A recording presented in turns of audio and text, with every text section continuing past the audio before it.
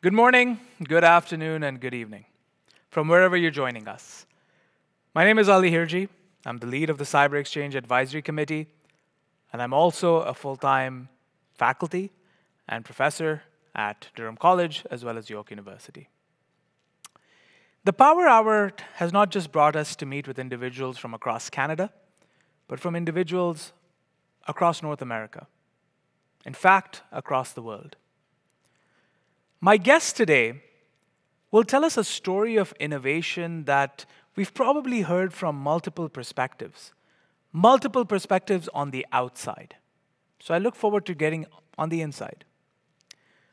I'm broadcasting live from the beautiful St. Francis Center here in the town of Ajax. And I want to recognize that we are on the land of the peoples of the Mississaugas of the Scugog Island First Nation. This land is protected under the Williams Treatises. India. In 1947, when the British left India, India was left with a literacy rate of just over 17%. By many estimates, 1 in 11 women could read and maybe even write. My own family, much prior to the partition of British India, was moved out of the community.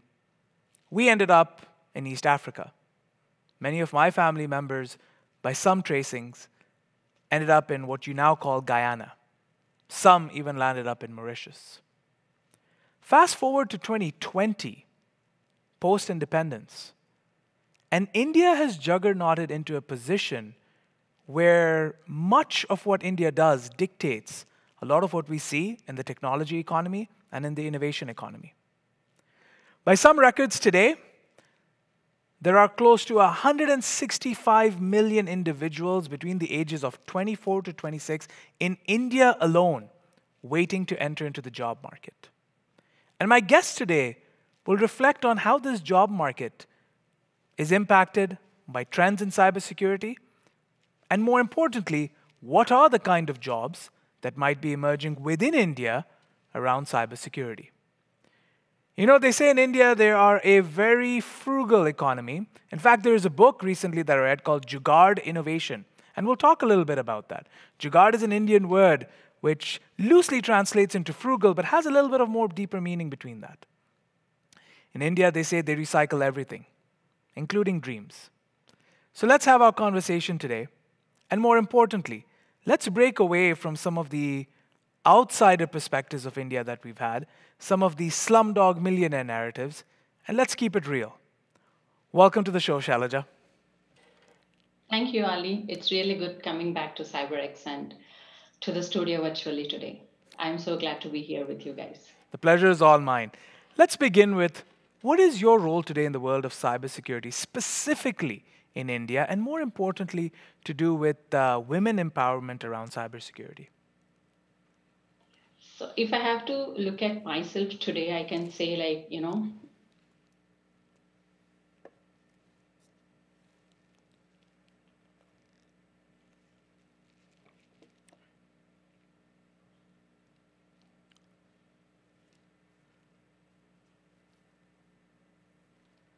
Is that us or is that on her?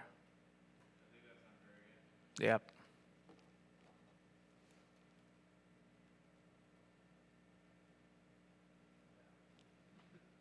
We lost her?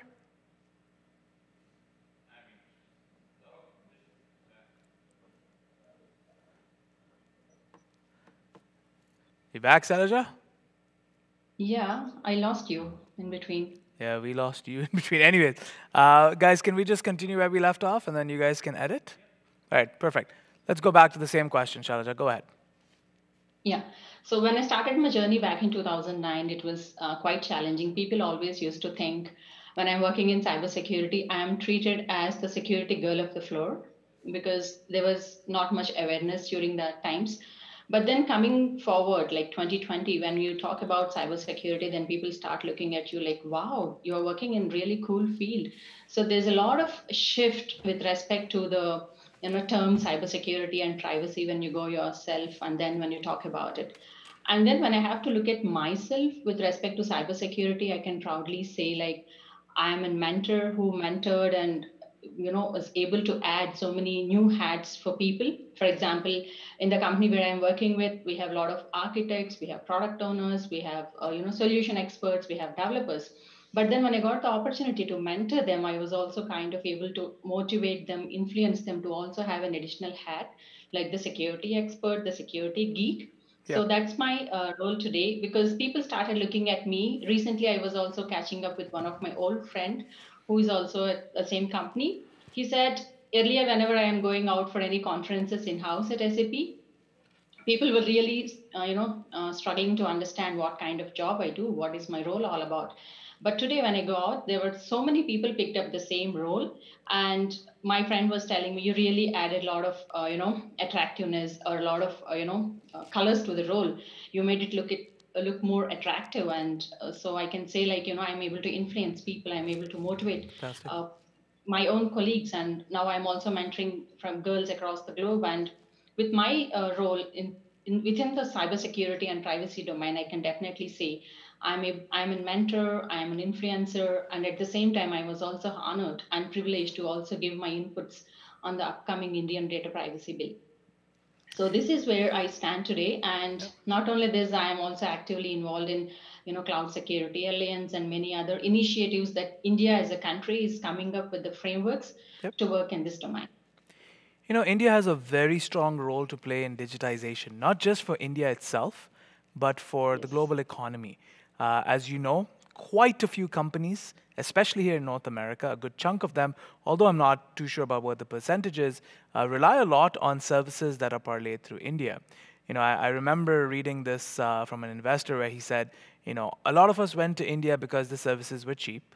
Rather, he said, a lot of us visited India because the services were cheap. We stayed a little longer because of the quality, and we're not leaving now because of the innovation. What is it about digitization and India that has made it into such a powerful force to be reckoned with? Yes, Ali rightly mentioned, stating, India initially at, 90s and the early 2000s, it was always an outsourcing hub. Yeah, But then when you look at India today, we are in startup hub. yeah, That is because of all the innovative stuff that India is also coming up with. If you look into the statistics done by the World Economic Forum, I think we are standing in the second or the third place with respect to the innovations and the startups. And we have more than, handful, or I think it's, if I remember the number right, we have 26 to 30 startups who have already, crossed $1 million business, yeah, not just in India, but across the globe. So, as you also mentioned, one of the key assets for India is having the really young population when compared to any other part of the world. And this is kind of an asset, and this is also kind of the key behind when we are going ahead in the digitization, or when we are also doing this startups or innovating things. And coming from the cybersecurity domain, I should also say we have really strong support from our government, from our current prime minister, or be it anyone on the government. Everybody is kind of promoting the culture of having a lot of startups in house. And more attractively, what they're also doing is, for example, from time to time, we have a lot of hackathons, or we have a lot of competitions that are being happening for the best security idea. And you get really few cool prizes. It's not like $100 or something. It's a huge bill, like it's close to few lakhs of money, and sometimes it's crores when I have to talk about it in the Indian currency. So in yeah. a way, the it's not just the sector, the industry, but also as a government, they're all trying to inculcate the habit of innovation, and also trying to support the Indian ecosystem to be the most innovative part of the globe. I think this word of supporting it to be the most innovative ecosystem is something that we can pair very well with cybersecurity. I want to come back to your own workings in cyber and what you've been doing with Cyber Her, and all sorts of initiatives to involve more girls and more women into the space of cybersecurity. But from your perspective, where has India been able to sort of flex the most muscle when it comes to cybersecurity? Is it in the cloud or is it in other domains? See, when I have to say from the cloud perspective or from the Indian security perspective, we have three major key players in the role of technology. One is this, banks, BIS, the banking domain, and all the financial sectors. One is the IT, and one is the ITES. So in India, we also have a lot of cloud adoptions. I don't say they're going drastically ahead, but then we have decent enough cloud adoptions. And coming to the cybersecurity part of it, in India, the biggest, kind of places or the hope that we have is in the cloud. Because now with the COVID, we also recently read an article from Gartner stating 19% of increase is going to be there in the cloud infrastructure because of all the budgets have been shrinked on the companies. And now they have to also move ahead, but then they can't, pause the businesses. They have to really invest into the infrastructure, which is more stable and concrete, which is wherein I see we will also get a lot of, time or a lot of opportunities that are going to open up in this cloud era. And then, as we all know, cloud is the way to go to. And it is also important to make sure that it is more secure and it is in the safe hands. So I think that is going to be the biggest, kind of job market that we will have in India with respect to the security aspect. Here in Canada, especially in my position here at Durham College, we're kind of blessed with a lot of strong both federal and provincial support for research and innovation. And we've often held this line true, or this tagline very close to us, which is, investing in tomorrow is the best use of our investments from today. And this is because you're looking at where the gaps are, and you're constantly and consistently investing alongside private sector and government. What is the research and development funding for cybersecurity looking like in India?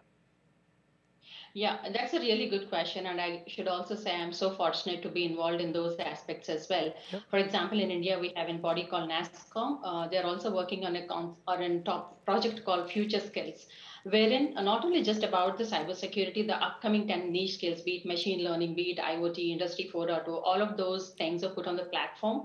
And they invite the industry experts, the private and the government, and all of them do the brainstorming, and they're putting in the content over there, so that we also want to build up the next generation tech guys inside the country, so that when they go get an access to this platform, we have really curated the content in a way so that people can really access and then get the future skill, and they are future ready.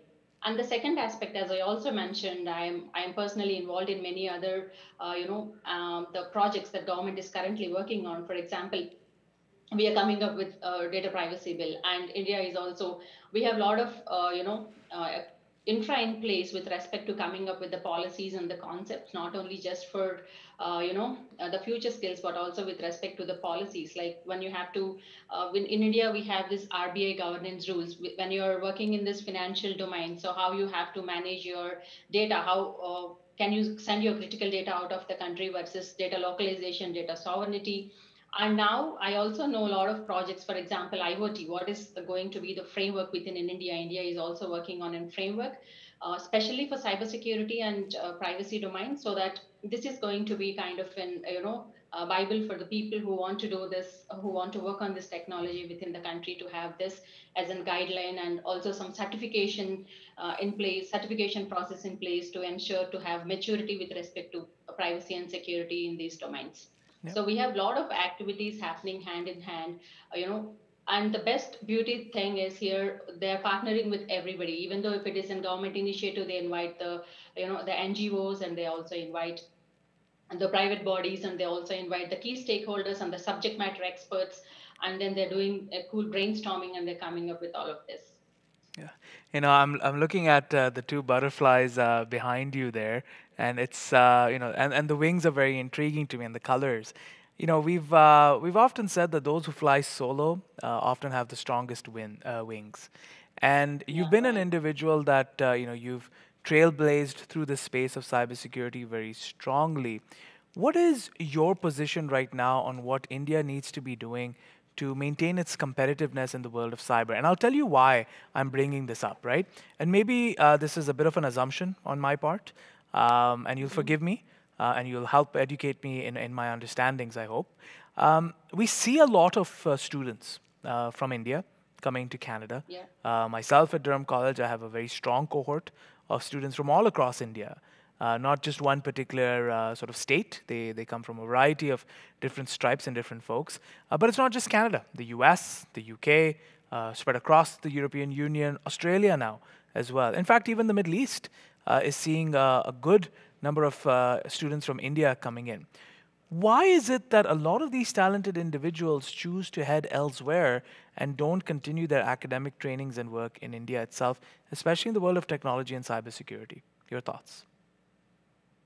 Yeah, I think, yeah, you're right. We have a lot many people who have gone outside the country, but now at least, I wish in the future all the cream stays inside and not, this is purely my personal opinion, not like, defending anybody or offending anyone here.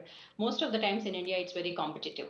For example, we have this IITs and IIMs, the most prestigious institutes inside the country, but then it is really, really competitive. And with the kind of population we have, and with the kind of number of seats we have, it's too competitive to get into all that.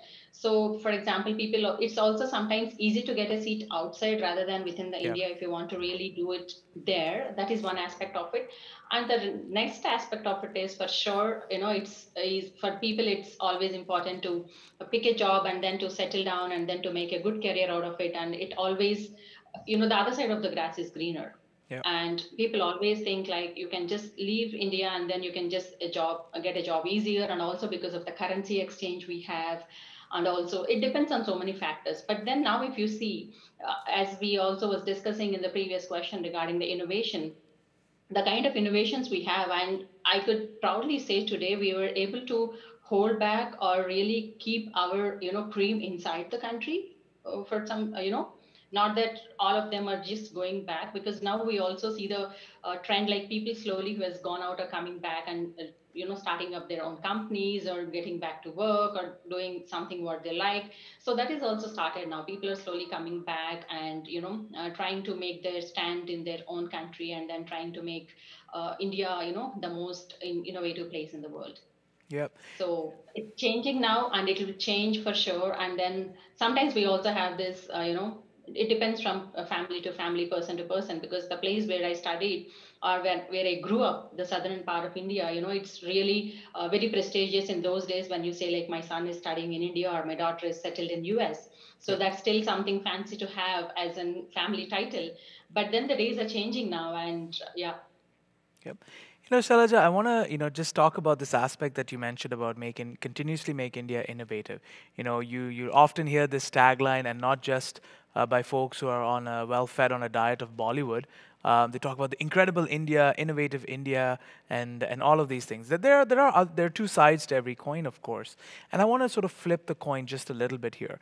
We're all well aware that much before many of us sort of adopted some of the newer technologies around connectivity that sort of heralded the digital era that we're in, India was far more advanced. I think it was as early as 2014, 2015, and I apologize if I've got my dates slightly wrong here, and I'm sure you'll correct me. 4G started to roll out quite a bit. I think it was Geo Reliance as an example. Yes. 4G connectivity started becoming a thing. And I feel that if I'm not mistaken, within India itself now, e-commerce, within India itself, not just in offshore Yes. economies, but within India itself, groceries, for example, typically what we used to be doing, or at least what I've heard from my friends, is that in India, groceries and the experience of groceries, there was, food markets, there was street vendors, etc. But now e-commerce Yes. and groceries is expected to be one of the largest growing markets in the Indian economy.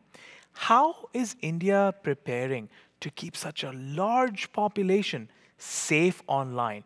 A, how is it preparing? And B, is it at a point right now where you feel that India has understood the risks with this hyper digitization? Yeah, I have to say now, with respect to the digitization, as we all of us know, COVID has really pushed the digitization quickly so that all of them are so super fully connected. And in India, yes, you are right. I think if you look into the statistics from the world, we are the second largest with respect to the internet, connected people on the globe, with so many millions of them got connected. And now, coming to the e-commerce business and coming to be it anything on the internet, for example, you were also citing on the program cyber. So all the states realized this is going to be the new normal, is going to be different. Yep. After we have to see the I think we all will going to see the history like post COVID and pre COVID. So it's entirely going to be different. And then for sure we have to do everything online, or people will get used to doing online, be it grocery, or be it picking flowers, or be it ordering a cake, or whatever it is. So now what each and every state, for example, is doing, the cyber program that you mentioned, one of the neighboring states, that's the Telangana government, they Yeah. started doing this initiative of rising cyber awareness, like what are the pros and cons of people, especially because they have a huge spike in number of cases that are being reported in the cyber cells. Yeah. There's a huge spike, so they realized now it's the time for them to do the awareness, not only just in the urban areas but also in the rural areas. So they really came up with a very beautiful program of not only just giving lectures or talks, but then some quizzes and then competitions so that people get involved and engaged, and then they raise their cyber awareness. And looking into this, the next state also replicated, and we are, since I am also one of the partner from my NGO that is started, there are so many requests on the plate. So the governments definitely understand there is a lot of risk when everybody gets connected in the Yep. digital world. And when you don't have the right kind of awareness, then people will be trapped, and we will have a lot of losses than the profits with respect to the amount of markets, or with respect to the huge amounts of people we have, and with respect to the e-commerce market we see. So we are preparing people, and at the same time, when we see like there is a huge spike in this, every, for example, in the e-commerce sites, I definitely know, even the guys who are working with me, sometimes they say, Shailaja, there is this website, it's so cool, I could just get there and I don't have to pay anything, I can just finish my shopping cart and I come out. Right. But now each and every website or individuals are having an awareness there is something called hacking. Even the Yep. small children are understanding the bits and terms of it, and people are really getting ready. I don't say we are ready today, but readiness is there, and that awareness is coming up slowly because of different kinds of frauds and different kinds of compromises that we are seeing in from day to day. So people are trying to get that awareness, and as I said, the government, the organizations, everybody is coming together on one platform and trying to raise awareness and help people to benefit out of this digitization, but not to get into the traps and really lose so much out of it. The interesting element, I mean, everything had certain pockets of what we could continue to sort of dig into and have more of a deeper conversation. We have a few more minutes, and I want to pick on one particular area that you so clearly elocuted for us, and that was the urban rural aspect of digitization. When we were as an advisor and you were part of it, and we were picking the themes for this next cyber exchange, we talked about healthcare, business continuity, women in cyber, of course CISO, and then we talked about smart cities and immediately changed the word from cities to communities, because again, this digitization is not just wrestled on the fact that it's happening in the urban cores; it's happening in the rural communities as well. And this kind of parachute philosophy, which is, we're just going to parachute in some internet and now everybody is going to be connected, is a fallacy, for lack of a better word, because once you are connected, then you are connected not just to everything that's good, but also everything that could be harmful to you. Can you take the next few minutes to talk to us a little bit about, you alluded to it a couple of times, the cyber awareness program that you're running? What is that about, and what are the goals and intents of that? Yeah, the cyber awareness program is to sensitize especially women and children with respect to cyber awareness, because from time to time, even my kids at home, they always challenge me, why do you do so much for women? And Right. even in my one of my previous interviews I said, when you educate a girl, she brightens up the entire house. Yep. That's the same philosophy goes in everywhere. When you educate a woman of the house, she doesn't need to be technically advanced or whatsoever it is, but then when she knows the boundaries, how to set the boundaries to some extent, even if the children are sitting in the digital world, it's really easy to safeguard the entire house. So the cyber program, what we are doing is we're just targeting, most of the times we're targeting women and children, and then we are doing a lot of flyers. For example, what is it to be cyber bullied? And then if you don't have to suffer in silence, but then there are ways and means. For example, you can come and raise a complaint. And from our partnership, what we also did was we did a small video shoot with one of our little cool champions, a Yep. small girl. She's of 6 years old.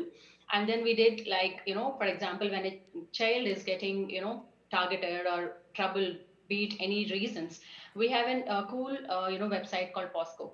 Okay. And then the child can automatically go there, and even if they don't know how to type, there are some pictures, so the child can quickly click on the pictures, and then they can also maintain anonymity, and then they can raise a complaint. Yep. So we are also educating the women and the children on how to, in case if you get trapped, for sure we are human and we tend to get into traps, and sometimes we also knowingly or unknowingly fall into traps, Yep. because sometimes when you share your data to somebody, and then we are also educating them. For example, when you come to the cells, cyber cells, and when you raise a complaint, it's also important to share or to store all the data pertaining to that. If you delete the data, you have to have some proofs, right? Even in the, you have to have some digital footprints if somebody is targeting you, bullying you, or whatever it is. So we are educating them to some extent. And then the other aspect of it is what we are also trying to achieve is we are also trying to tell them internet is not just about bad things, but it is also about good Good things. things. In the rural areas, for example, how many of the women started forming small communities, self-supporting groups, and then trying to get benefited out of all the knowledge that they grabbed from the internet, and trying to make their home self-sufficient by earning some, additional amount of income through all the channels that they have, be it a cooking channel, be it a smart business, small businesses, and all that. So the rest of the week is going to be awareness, and the next part of it is also like trying to help them on how to have to leverage the positive aspects of this digital connectivity on the platform. Yep. The philosophy that you're sort of operating with is that, if you want to go quick, you can go alone, but if you want to go far, you're going to go Yeah. together. And bringing in, making sure as much as possible that nobody is left behind. We've got a couple of more minutes, and I just want to get a further peek into the cybersecurity landscape in India right now. As a result of COVID-19, it's definitely reshaped the way in which research is being conducted, but work is being conducted as well. How has India's community, from a business standpoint, adapted to the new face of risk in the new normal? Yeah, for sure. We are not an exception. So we all underwent the same problems, but then I should say everybody is cyber resilient to some extent. Yeah. And the preparedness for this is for sure. Some of the companies are prepared, some of the businesses are prepared, but then all of us by now, we all learned the lessons. And now what we are also doing is, for example, if you look into the way how, they are coping up with this is, if you see in the job market, many of the people across the globe are being laid off.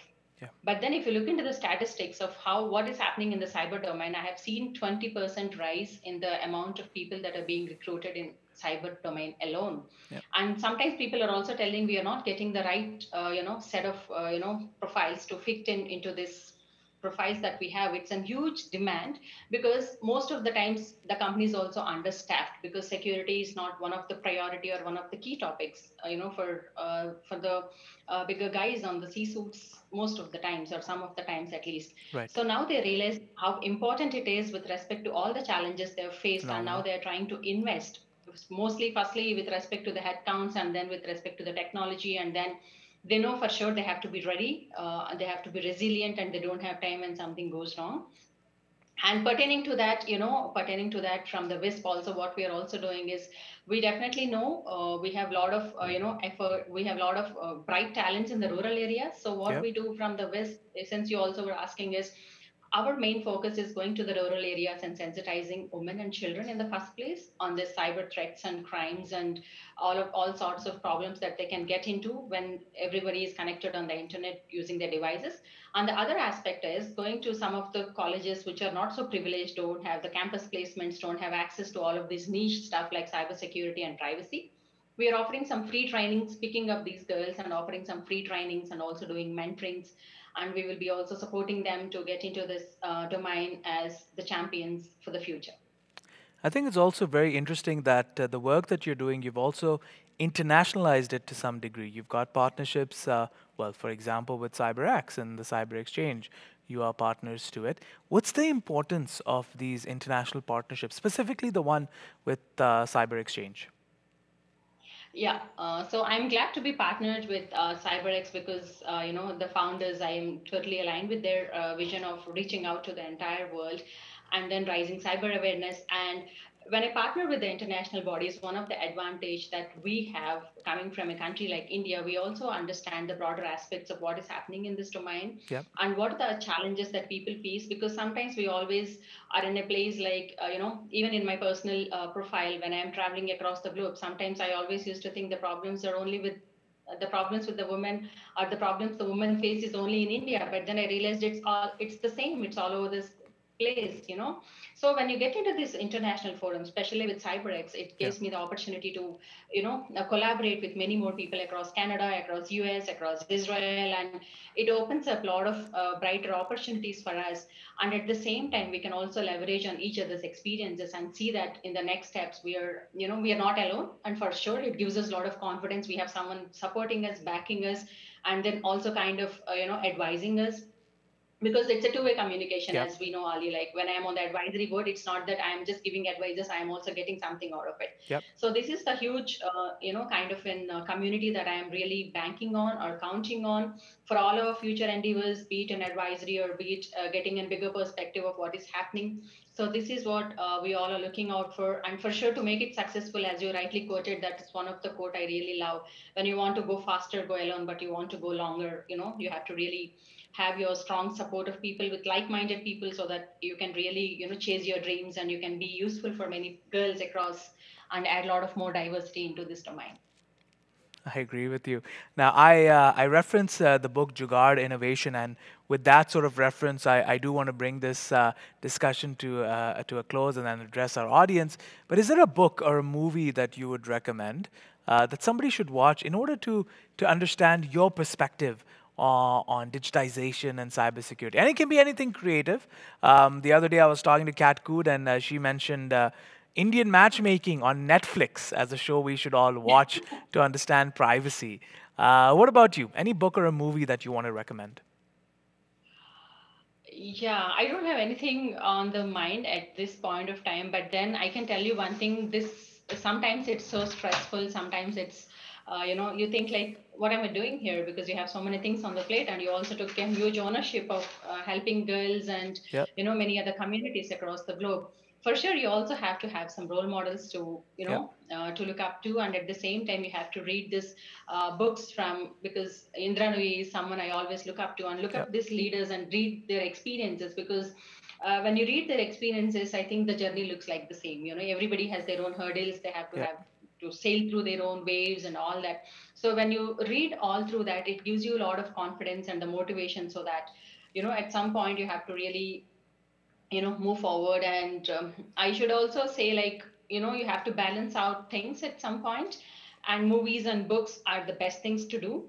But then in my case, you have to really read books whom you look up to, so that, because this is the person you're always looking up to. For example, I can also quote Indranui or Satya Nadella or whoever. Yep. So I normally read books from all of these successful people, and then try to learn from their experiences.